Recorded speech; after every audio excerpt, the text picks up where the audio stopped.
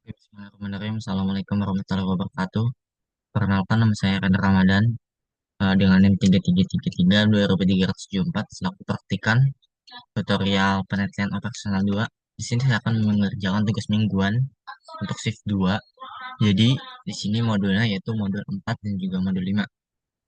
Modul 4 yaitu tentang yang ada di nomor 1 ini, dan modul 2 yang ada di nomor 2 ini tentang analisis Markov.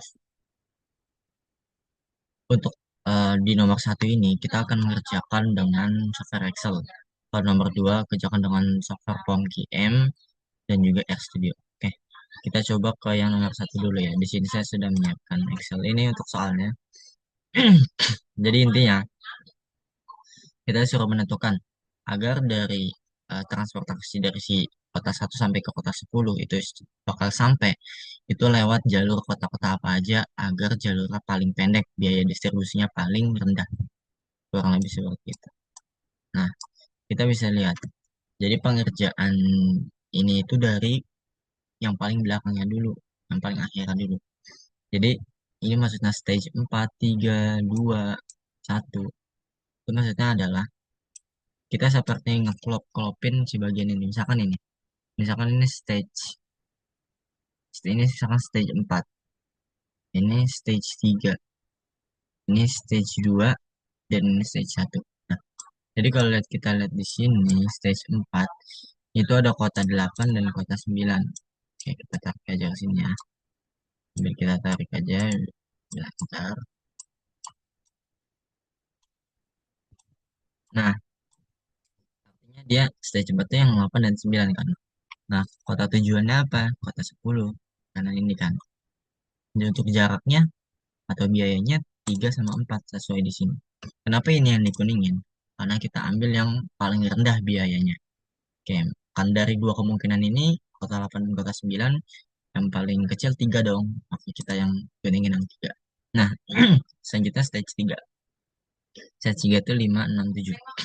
Kota tujuannya ada 8 dan 9 kan di stage selanjutnya. Nah, berarti kota tujuan 8, 9, stage-nya ada 5, 6, 7. Kita bisa isi sesuai dengan data yang ada di sini. Kayak misalkan di sini, 5 ke 8 itu 4. 5 ke 8 itu 4. Kemudian 5 ke 9 itu 8. Kenapa? Karena kita bisa lihat nih rumus di atasnya. 1 plus C5. Emang di sini tulisannya kalau 5 ke 8 itu hanya 1. Tetapi dia ditambahkan sama si C5 atau apa yang udah kita kuningin sebelumnya.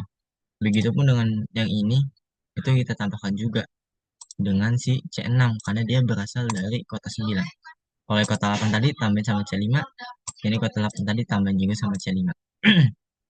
Sama kota sebelumnya karena gak mungkin dia bisa nyampe ke kota 10 kalau misalkan dia nggak ngelewatin kota-kota sebelumnya gitu kan. Nah, terusnya di sini kita pakai rumus min. Yang paling kecil dari semua ini setiap barisnya yaitu kita filter. Nah, ternyata 4 kan yang paling kecil, ini 7, ini 6. Dan yang paling kecil di antara semuanya yaitu si 4 ini. Makanya kita kuningin untuk kota 8 dari kota 5. Nah, kemudian kita lanjut ke stage 2 yaitu yang di 2, 3, 4. Nih, di 2, 3, 4 kita bisa lihat bahwasannya dia mengarah ke stage 3-nya 5, 6, 7 kan. Artinya yang berasal dari 2, 3, 4 mengarah ke 5, 6, 7. Sama kayak tadi, dia misalkan nih 2 ke 5. 2 ke 5 kan 7. Berarti 7 ditambah sama si yang paling kecil sebelumnya tapi yang ada di kota 5. Jadi tinggal 7 ditambah sama 4. Kayak gini. 7 tambah I5 tuh. Artinya 11. Kalau misalkan ini ditambah sama yang I6 karena dia berasal dari kota 6. Ini. Ini pun ditambah sama si ini. Kayak seperti itu. Kemudian kita kasih rumus minnya di sini setiap barisnya mana yang paling kecil 11, 7, 8 dan paling kecil yaitu 7. Kita kuningin. Oke. Kita lanjut ke stage 1 atau stage terakhir dalam perhitungan. Sini kita bisa lihat. Bahwasannya stage 1 ya paling satunya di sini paling awal stage-nya kan. Dia mengarah ke 2, 3 dan 4. Kota 2, 3 dan 4. Kalau misalkan di sini cuma ada tulisannya 2, satu ke kota 2 itu cuma 2, tapi kenapa di sini 13? Kan dia ditambah 11 yang berasal dari di sini. Ini kota 2, ini 11. Begitupun ini kota 3 ditambah 7. Ini kota 4, begitupun 3 ditambah 8. Nah, yang paling kecil yang mana? Yang paling kecil si ini, ada si ini sama si ini kan. Sama, itu angkanya 11 gitu kan. Nah, maka yang paling kecil itu ada 2, kota 3 dan kota 4.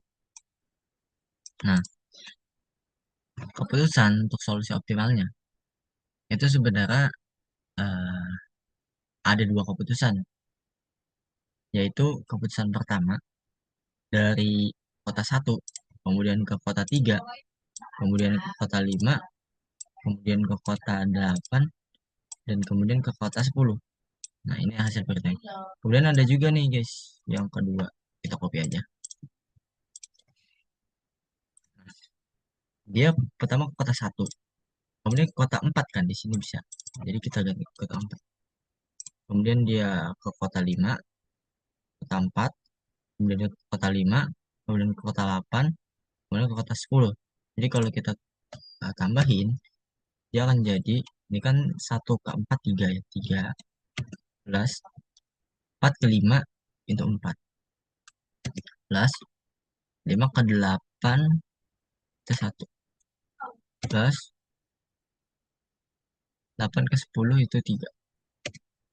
Nantinya 11. Jadi dia bisa lewat atas, bisa lewat yang kota 3, bisa pun yang lewat kota 4. Jadi ada 2 solusi gitu. Emang ini merupakan eh, salah satu output juga dari cara ini. Jadi dia bisa melihat berbagai solusi yang ada, berbagai solusi optimal yang ada. Saya kira seperti itu untuk nomor 1. Jadi biaya distribusi minimumnya yaitu 11. Oke, kita lanjut ke nomor 2. Sorry. Sebuah perusahaan memiliki 2 jenis produksi, mesin A dan mesin B setiap tahun. Kondisi mesin dapat berubah berdasarkan probabilitas berikut. Jika tahun ini menggunakan mesin A, maka tahun depan tetap menggunakan mesin A dengan probabilitas 7%, atau 0,7 ya. Dan beralih ke mesin B dengan sisanya, artinya 0,3 kan berarti. Jika tahun ini menggunakan mesin B, maka tahun depan tetap menggunakan mesin B dengan probabilitas 60% dan kembali ke mesin A untuk sisanya. Pada awalnya, di kondisi awal nih, 50% dari mesin yang digunakan adalah mesin A, dan 50% lainnya adalah mesin B. Ditentukan proporsi penggunaan mesin A dan mesin B setelah 3 tahun, dan proporsi steady state atau proporsi jangka panjang dari penggunaan kedua mesin. Oke, kita bakal pakai pengkiam dulu. Sebentar, kita ulang dulu. Jadi modul, kemudian kita bisa Markov analysis. Jadi kita no aja, karena tadi waktu itu saya nyoba-nyoba. Kemudian kita new. Nah, ini number of state-nya 2. Karena kan tadi ada mesin A dan juga ada mesin B kan. Nah, untuk number of transition-nya kita pilih 3. Karena tadi keterangan kan ada 3 tahun kan. Soalnya untuk state 1, tadi kan inisialnya 0,5 kan. Begitupun yang bawahnya 0,5. Mesin A maupun mesin. Sebentar. Biar lebih jelas juga. Nah, kemudian di sini itu 0,7. Eh, 0,7. 0,3. Ini 0,4. Ini 0,6. So, yang tadi. Kita bisa langsung solve aja. Oke. Di sini kita bisa lihat bahwasanya ending probability atau jawaban dari si A ini proporsi penggunaan mesin setelah 3 tahun itu si mesin A akan 0,56 proporsinya, sedangkan mesin B 0,43. Nah, untuk steady state probability atau probabilitas jangka panjangnya itu mesin A 0,57 dan mesin B 0,42. Kira-kira seperti itu. Nah, kembali kita akan mencoba dengan software POMQM. Pertama kita definisikan faktor awal proporsi penggunaan mesin A dan mesin B. Kan awalnya tadi 0,5 0,5 kan setara kan.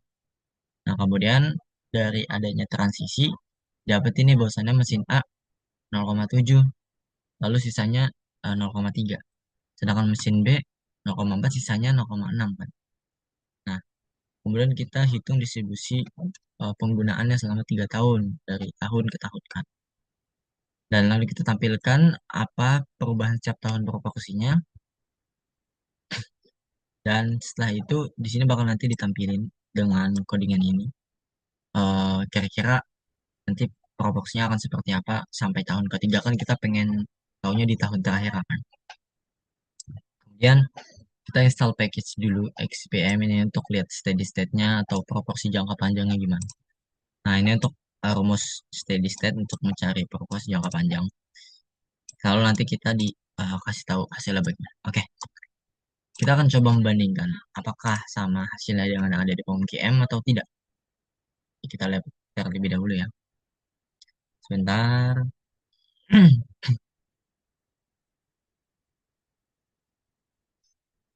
Oke, lagi loading.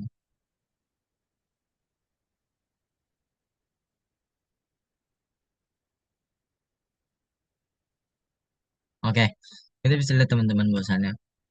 ah, di sini perubahan di tahun pertama kan mesin A 0,5, mesin B 0,5 juga. Gak usah terlalu mentingin yang tahun 0, 1, 2. Ini cuma perubahan dari tahun-tahun.